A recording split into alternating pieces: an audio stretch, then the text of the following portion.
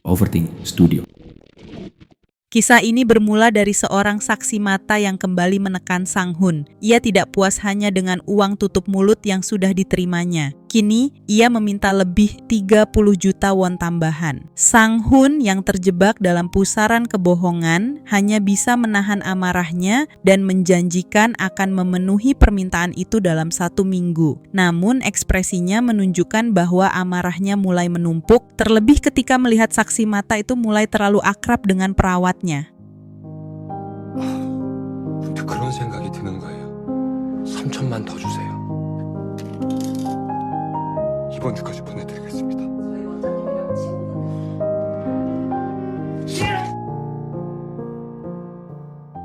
Di waktu yang sama, seorang pemuda bernama Jae-yong sedang berdiri di depan cermin kamar mandi di kantor polisi. Ia berlatih ekspresi sedih pura-pura, bersiap untuk mengidentifikasi jenazah ayahnya. Namun ia tak menyadari di bilik sebelah petugas Baek mendengar semua ucapannya. Tak lama Baek menemuinya, menanyakan alibi Jae-yong pada malam kejadian. Saat memverifikasi ke lokasi-lokasi yang disebutkan, ia justru terkejut. Semua orang yang ditemui mengingat Jae-yong dengan sangat jelas, terlalu jelas, seolah-olah mereka sudah dipersiapkan.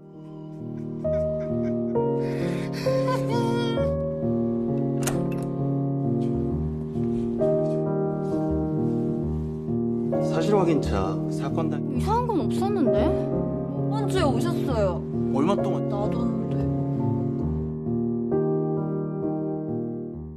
Sementara itu, Jae-yong mencoba mencairkan klaim asuransi. Ia dibuat menunggu selama 3 jam sebelum akhirnya dipertemukan dengan supervisor perusahaan. Yang mengejutkan, orang itu ternyata adalah pengemudi mobil mewah yang di episode 1 menabrak Dong-sik dan diperas habis-habisan oleh Jae-yong. Supervisor tersebut menjelaskan bahwa pencairan tidak bisa dilakukan sebelum penyelidikan menyatakan bahwa kematian Dong-sik murni kecelakaan. Jae-yong murka, namun pria itu dengan santai mengatakan bahwa ia hanya membantu orang-orang yang baik padanya. Jae-yong akhirnya minta maaf karena sempat memerasnya tempo hari. Namun ia hanya pulang dengan janji-janji samar. Dan waktu terus berjalan, 16 hari tersisa sebelum utang harus dibayarkan ke rentenir. 500이에요. 아무래도 안 될 것 같아요.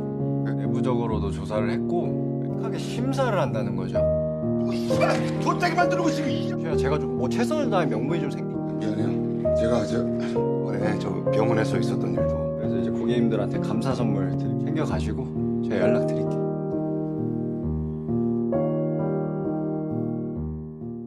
Di sisi lain, mantan narapidana bernama Gil-ryong kembali muncul di pemakaman Dong-sik. Jae-yong murka. Ia merasa rencananya berantakan. Namun Gil-ryong menjelaskan, Dong-sik sempat sadar dan melihat wajahnya. Jadi ia harus menyelesaikan semuanya saat itu juga. Tapi di sini Gil-ryong belum menceritakan detail kejadiannya ya guys. Menurut Gil-ryong, sebuah kesepakatan tetaplah kesepakatan. Ia lalu menuntut bayarannya. Saat Jae-yong mencoba menyerangnya karena merasa rencananya berantakan, Gil-ryong menangkisnya dan membalik keadaan lalu mulai mengancam akan menyebarkan rekaman mereka. Tanpa diduga, dari kejauhan petugas Baek mengamati semuanya. Ia mengikuti Gil-ryong sampai ke tempat tinggalnya, sebuah trailer di area rongsokan. Saat Gil-ryong sudah pergi berkumpul bersama teman-temannya, ia menyelinap masuk dan berhasil mengambil rekaman. Tapi ia tertangkap. Gil-ryong mengira Jae-yong yang mengutus Baek membunuhnya di tempat. Namun ia baru menyadari bahwa Baek adalah polisi. Dan lebih buruk lagi, semua terekam kamera CCTV. Ia kembali menghubungi Jae-yong dan mengancam. Uang harus diberikan besok atau nyawa yang jadi taruhan. Tapi Jae-yong justru menyusun rencana. Ia akan membunuh Gil-ryong sebagai pembalasan untuk ayahnya.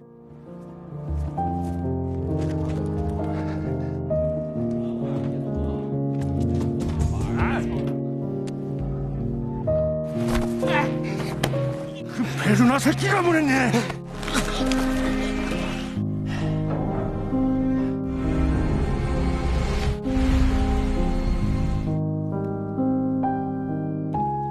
돈 다 챙겨놔라. 내 지금 널 못 죽여서 가만히. 아버지 복수다. Sementara itu, Sang Hun pergi mengambil mobilnya dari bengkel. Mekanik di sana merasa aneh. Kerusakan utama justru berada di kaca depan, bukan bumper. Ia berspekulasi bahwa rusa yang ditabrak mungkin melompat ke atas mobil. Penjelasan ini membangkitkan kecurigaan Sang Hun. Sesampainya di rumah, ia segera membuka rekaman dashboard mobil. Di sana terlihat tubuh Dong-sik jatuh dari ketinggian. Ketika Sang Hun turun dari mobil, kamera belakang dashboard mobil menyorot jembatan penyeberangan di atas jalan. Di atasnya, si saksi mata berdiri menatap ke bawah sambil tertawa. 사고가 크게 나셨나 봐요. 고라니가 지금 아니 그게 아니라 이 달려오는 걸 박았으면 앞범퍼가 날아가야 되는 게 고라니들이 점프도 하고 그러니까 이렇게 됐어.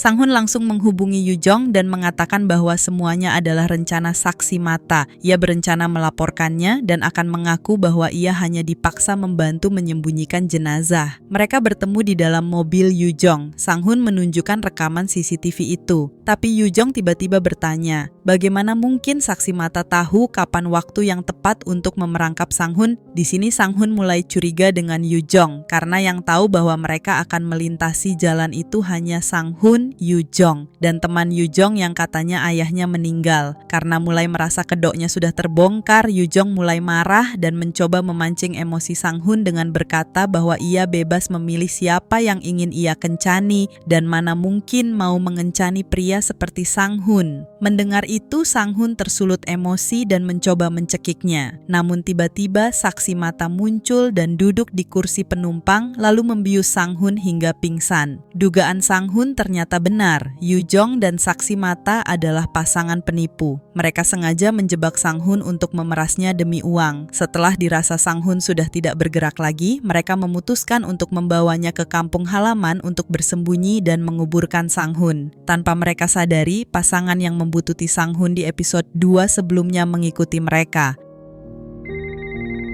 다 그 미친 새끼가 꾸민 짓이라고. 신고할 거야. 어? 그 새끼가 합격했다고 하면 되지. 그럼 이상하잖아. 우리가 거기를 지나간다는 걸 어떻게? 그 시간에 우리가 거길 지나간다는 거는 이거 다 술 사준다고 여기서 너 같은 찐따 새끼랑 놀고 싶겠냐? 나라고 너 뭐 진짜 좋아해서 만난 거 같아?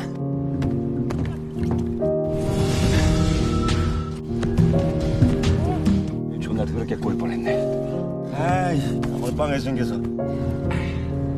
에이, 야 우리 고향으로 가자.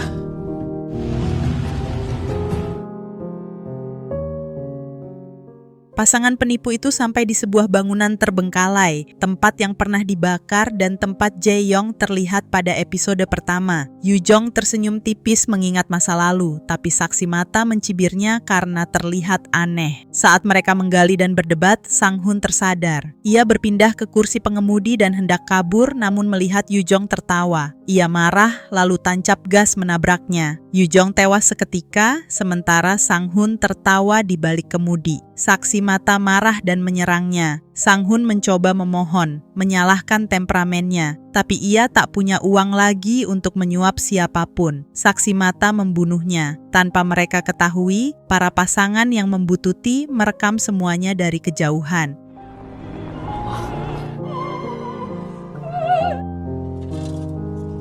신현이 진짜이다.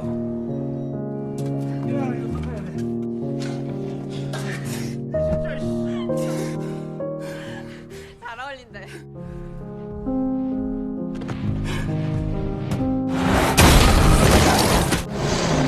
빨리 나를.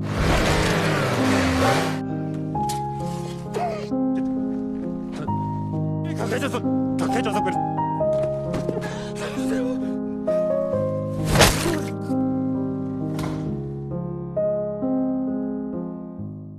Cerita ditutup dengan kilas balik masa sekolah Yujong. Ia sedang memperhatikan seorang siswi populer bernama Lee Juyeon yang selalu tampak polos. Bahkan Juyeon tanpa sadar mencuri sorotan majalah sekolah darinya. Sebagai balas dendam, Yujong pura-pura mengatur kencan buta untuk Juyeon. Namun ternyata ia menculik Juyeon dan meninggalkannya bersama 3 lelaki di bangunan terbengkalai itu.